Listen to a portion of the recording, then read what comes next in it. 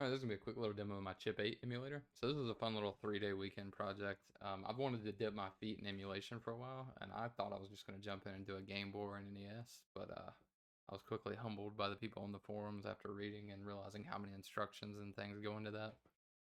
So I decided to be smart and build a Chip 8 emulator because a lot of people in the forums suggest that as like a good starting point in emulation. And I'm glad that I did that because I do not think I would have been very successful just trying to jump right to the bigger systems. So technically, I don't even think Chip 8 is actually an emulator. I think it's an interpreter from what I read because it was never actually like a hardware system. It was always a VM. But nonetheless, it taught me how to like think about representing the memory with code. It was a good refresher on bitwise operations, and just in general like masking with hexadecimal and stuff like that. Um, and there was a few good little like pointer exercises in there too, like especially the dispatch tables I thought was really interesting. And then STL was its own monster. To be honest, I ended up putting Codex in plan mode and kind of asking it high level questions and having it give me hints. And that helped me a little bit. And then I stole a little code from this snippet and that snippet online. So definitely need to review a little bit of the actual graphics and audio stuff, but at least the core VM stuff I feel pretty good about. I think I'm in a good place to start thinking about maybe approaching one of those bigger systems after this. And I definitely feel a lot better with my C++ because it was definitely rusty prior to this. But just kind of the core features, I went with the standard original 6432 chip 8 display. Some of the newer ones, like from the 90s, I think like the chip 48 I read about, uses a different display. Or there's a Super 8 or Super chip or something. I just went with the one that the original Super 8 had because that's what most of the games are written to use anyway. Um, and then for the 16 key keypad, I just mapped to the top left 4 rows of my keyboard. That's what a lot of people seem to do on desktop. And I did a dedicated cycle for the timers. There's 2 timers in the implementation, so there's sound and there is a delay timer. And a lot of the implementations I looked at, people just put it in the CPU cycle itself, and then they just lock the CPU at 60 hertz. But you might want to run your CPU at a faster hertz.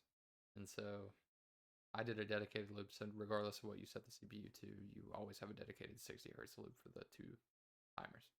Um, and that worked pretty well. And then there's only one sound in Super 8. There's only one sound in Chip 8, and it's just a beep. So I did that with STL audio after asking Codex for a little bit of helping hand here and there. No code, just question, but definitely needed a little push. And then I also did a debugger overlay. So I actually did that as an add-on. I was like, oh, that'd be something cool to add to this, but I wish I would have done it earlier because it would have been really useful to actually use it when I was debugging the test ROMs. And then as far as the build, we use C++20. I did a CMake configuration, and then I'm using STL2 for the display and the audio, and then specifically I'm using STL2 TTF to render the font that I use in the debugger panel. But that is about it. And then I've loaded like a couple tests and games in here to kind of show you what's going on. But yeah, um, kind of jump right into it. So I'll do the flagship kind of IBM logo test. This is kind of a rite of passage for the chip 8 apparently. You can see it kind of handles all the memory allocation and stuff like that, sets up the sprites, and then renders the IBM logo. And then we are good, but that's a little boring. So let's do something a little more exciting. So we'll go Space Invaders. This is just a ROM I found online. There's a great repo. I'll put it in the README of my GitHub repo if you're interested. But anyways, we kind of get this program running, and then this kind of scroller is on a loop. And now that's a good time to kind of show you the debugging. So if I open this up, this is my debugging overlay. You can kind of see we're in run mode, and we can see what's in all the registers. We can see what our project counter is. We can see what our memory index is.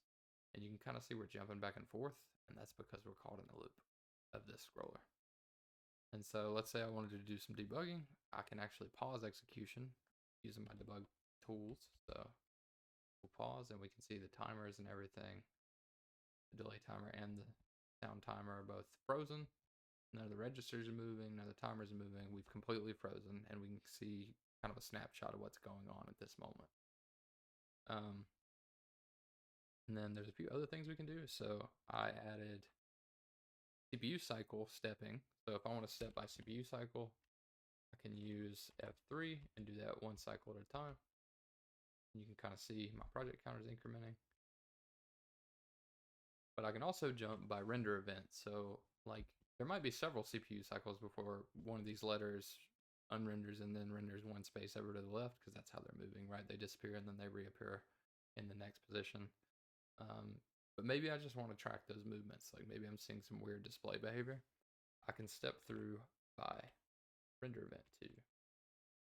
So if I go to F4, you'll see we're kind of jumping. So it disappeared. So now it should appear one unit over to the left. And we're going to see actually that everything disappears. It erases the whole banner and then it replaces it. And then we see it kind of moved over. If I kind of spam this, you'll kind of see it happen a little bit faster. So they disappear and then they move over. And so you're able to kind of track your display through the debugger panel as well.